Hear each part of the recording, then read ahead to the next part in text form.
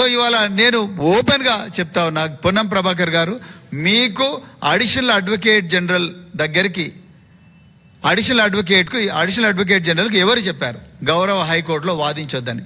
4 సార్లు గౌరవ న్యాయమూర్తి గారు అవకాశం ఇచ్చినా కూడా ఎందుకు అడిషనల్ అడ్వకేట్ జనరల్ అదేవిధంగా అడ్వకేట్ జనరల్ పోలేదు అని ముఖ్యమంత్రి గారు చెప్పారా? మేమైతే బరాబర్ అంటున్నాం, ముఖ్యమంత్రి గారు ఈ స్కీములు బంద్ చేయండి, బంద్ చేసి ఇంకా రేపు పొద్దున ఇదే అడ్డం పెట్టుకొని ఇంకా అన్ని స్కీములు బంద్ చేయండి, వచ్చిన డబ్బులన్నీ కూడా తీసుకుపోయి తన అనుంగానుచరులైన మరి మెగా కృష్ణారెడ్డో లేకపోతే పొంగులేటి శ్రీనివాసరెడ్డో లేకపోతే సీఎం రమేషో వీళ్ళ కాంట్రాక్ట్లకన్నీ తరలించి అక్కడి నుంచి వెనుక నుంచి మొత్తం కూడా మరి డబ్బులు దోచుకోవాలనే పన్నాగంలో భాగంగానే ఈ విధంగా జరిగిందనేదే బలంగా తెలంగాణ ప్రజలందరూ కూడా విశ్వసిస్తున్నారు. అందుకొరకే మీరు మళ్ళొకసారి ప్రెస్ మీట్ పెట్టానా బహిరంగంగా క్షమాపణ చెప్పాలి. అదేవిధంగా ఇది పూర్తిగా న్యాయశాఖ వైఫల్యం. ఈ న్యాయశాఖ వైఫల్యమైనప్పుడు న్యాయశాఖ గౌరవ ముఖ్యమంత్రి దగ్గరే ఉంది. రేవంత్ రెడ్డి గారు మీరు బహిరంగంగా క్షమాపణ చెప్పాలి తెలంగాణ ప్రజలకు. ఈ కళ్యాణ లక్ష్మి స్కీమ్ మీద స్టే వచ్చింది మీ వైఫల్యం వల్లనే. ఎందుకంటే ఆర్టికల్ 162 చాలా క్లియర్గా చెప్తుంది ప్రభుత్వానికి అన్ని హక్కులు ఉన్నాయి. కానీ ఆ హక్కులు ఉన్నాయన్న విషయం కూడా మీకు తెలుసో నాకు తెలియదు కానీ మీకు తెలిసిందంత ఒకటే, బీఆర్ఎస్ పార్టీ మీద అక్రమ కేసులు పెట్టాలి, దాని మీద కోట్ల రూపాయలైనా ఖర్చు పెట్టి ఈ పార్టీని బదనాం చేయాలని మీరు ప్రయత్నం చేస్తున్నారు. చివరికి మీ చేతగానితనాన్ని కూడా మళ్ళీ మాకే ఆపాదించే కుట్ర మీరు చేస్తూ ఉన్నారు. దీన్ని పూర్తిగా బీఆర్ఎస్ పార్టీ ఖండిస్తూ ఉన్నది. ఇక రెండవది చివరిది, మరి పొంగులేటి శ్రీనివాసరెడ్డి గారు నిన్న ఇంకొక మినిస్టర్ పెట్టారు. ఆయన ఇగో ఈ టాల్ నెంబర్ ఇచ్చారు, టాల్ నెంబర్ 180059994788. ఇది పొంగులేటి శ్రీనివాసరెడ్డి గారు ఇచ్చిన టాల్ నెంబర్. అయ్యా పొంగులేటి శ్రీనివాసరెడ్డి గారు దీంట్లో టాల్ ఫ్రీ నెంబర్ అని మీరు నిన్న చెప్పారు. ఇందులో నేను R తీసేస్తున్నాను. ఇది టాల్ ఫ్రీ నెంబర్.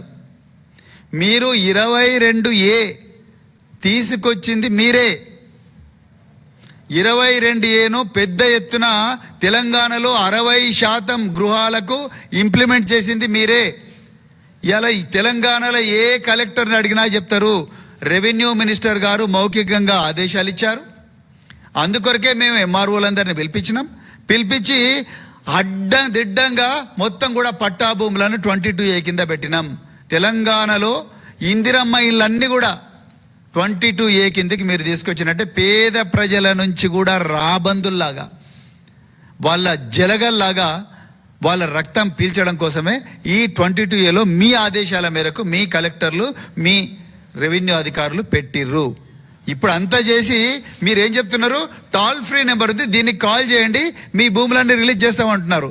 ఇది టాల్ ఫ్రీ నెంబర్ కాదు శ్రీనివాసరెడ్డి గారు, ఇది టాల్ ఫ్రీ నెంబర్. R తీసేయండి, టాల్ ఫ్రీ నెంబర్ ఇది. అంటే ఎట్లయితే హైవేల మీద టాల్ గేట్స్ ఉంటాయో ప్రతి వాహనం నుంచి కూడా ట్యాక్స్ ఎట్లయితే కలెక్ట్ చేస్తారో మీరు ఈ టాల్ ఫ్రీ నెంబర్కు కాంటాక్ట్ చేసిన వెంటనే ఇగో నీ భూమి 22Aలో ఉన్నది, మాకు 30% ఇవ్వండి, 30% ఇస్తే మీ భూమిని 22Aలోకి వెళ్ళి తీసేస్తాం అని చెప్పి కలెక్టర్కు మీరు చెప్తారు. ఇదే జరగబోతున్నది. మీరు ఎందుకంటే కలెక్టర్లకు ఎంఆర్ఓలకు సంబంధం లేకుండానే భూభారతి పోర్టల్ ద్వారా 22,000 ట్రాన్సాక్షన్ చేసిండ్రు. దాని మీద ఇంతవరకు మీరు నేను మాట్లాడతారనుకున్నాం, మీరు మాట్లాడలేదు. సో అది టాల్ ఫ్రీ నెంబరు, ఇది టాల్ ఫ్రీ నెంబర్ కాదు, ఇది toll free number. Ponguleti Srinivasa Reddy గారు డైరెక్ట్గా డబ్బులు సంపాదించడం కోసం తెలంగాణలో కాంగ్రెస్ నాయకులందరూ కూడా అక్రమంగా డబ్బులు సంపాదించడం కోసం పెట్టింది.